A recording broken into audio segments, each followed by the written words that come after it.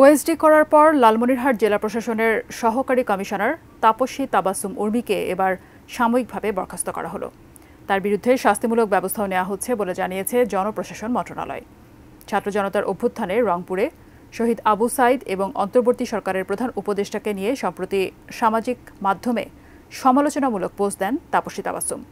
রোববার তাকে বিশেষ ভারপ্রাপ্ত কর্মকর্তা বা ওএসডি করে রংপুর বিভাগীয় কমিশনার কার্যালয়ে বদলি করা হয়, যদিও মন্ত্রণালয়ের প্রজ্ঞাপনে ওএসডি করার কারণ উল্লেখ করা হয়নি। সোমবার জনপ্রশাসন মন্ত্রণালয়ের এক সংবাদ বিজ্ঞপ্তিতে জানানো হয়, তাপসী তাবাসসুম উর্মিকে সাময়িক বরখাস্ত করে শাস্তিমূলক ব্যবস্থা নেওয়া হচ্ছে। 2022 সালের 8 ডিসেম্বর সহকারী কমিশনার হিসেবে লালমনিরহাট জেলা প্রশাসনে যোগ দেন তাপসী।